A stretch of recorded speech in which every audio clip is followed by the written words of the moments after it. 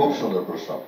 এই সিরিজের নাম যদি গোলাম মামুন না হয়ে যদি রাহি হতো আমি অবশ্যই করতাম, এবং এটার প্রমাণ শুধু সাবিলের ক্ষেত্রে না, বাংলাদেশের ইন্ডাস্ট্রিতে যারা যারা কাজ করছেন তাদের অসংখ্য জনের সাথে অসংখ্য জনের নাম ভূমিকায় আমি সাপোর্টটুকু দিয়েছি। আমি একটু ইন্টারাপ্ট করতে চাই যে আমাদের একটা নাটক ছিল শিহাব শাহিনের ডিরেকশনে রঙিলা ফানুস, যেখানে আমি আসলে ওটার মেইন ক্যারেক্টার ছিলাম এবং ভাইয়ার একটা গেস্ট অ্যাপিয়ারেন্স ছিল এবং পুরো আইডিয়াটাও ভাইয়ার ছিল।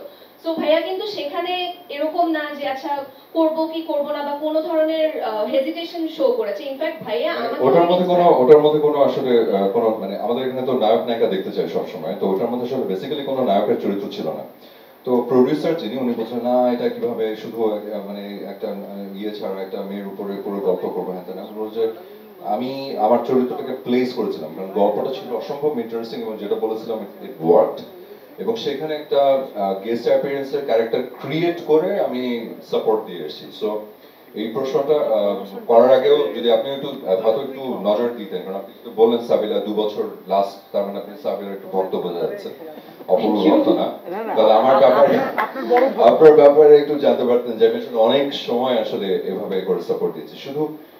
শুধু যে ফিমেল কোস্টারদের ব্যাপারে সাপোর্ট দিয়েছি তা না, আমি অনেক মেয়ে আমার কোস্টারদের সাথে, আমার প্যারালাল অনেক অভিনেতাদের সাথে আমি কাঁধে কাঁধ মিলিয়ে কাজ করেছি অনেক সময় তাদের, এবং কি বলবো, অন্যদের পুরো লিড রোল আমি ছোট্ট একটা স্পেশাল ক্যারেক্টার করে আমি থেকে চলে গেছি, এরকম অনেক অসংখ্য উদাহরণ আছে।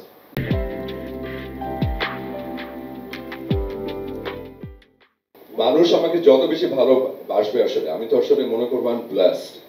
তো আমি এটাই মনে করি প্রতিনিয়ত, আসলে এটাই ভাবি যে আসলে এত মানুষের ভালোবাসা পাই, আসলে আমি এত ভালোবাসা পাওয়ার আসলে যোগ্য কিনা। আমি আসলেই অনেক ভাবি যে আমি মানে অনেক লাকি আসলে, এবং উপরওয়ালার কাছে আমি অনেক কৃতজ্ঞ যে আমি জানি না আমি কি করি, আমি জানি না, আমি চেষ্টা করি, আমি ভালো থাকার চেষ্টা করি, ভালো কাজ উপর দেওয়ার চেষ্টা করি, সবসময় ভালো কিছু করারই চেষ্টা করি। অনেক সময় ভুল ত্রুটি হয়ে থাকে, অনেক সময় মানুষ তো আসলে কোনো মানুষই ভুলের ঊর্ধ্বে না, কোনো মানুষই পারফেক্ট না, কিন্তু তারপরও যে এত এত মানুষের ভালোবাসা পাই এটাতে আমি সবসময় আনন্দিত থাকি, এবং এটা আমার সব থেকে বড় শক্তি।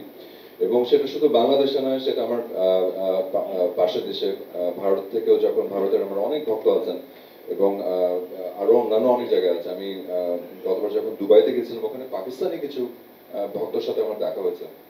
ওনারাও আমি জানি না কিভাবে বাংলাদেশের ওনার নাটক দেখতে পেয়েছে, কথা বলার সুযোগ হয়নি অতটা, খালি সেলফি টেলফি তোলা হয়েছিল।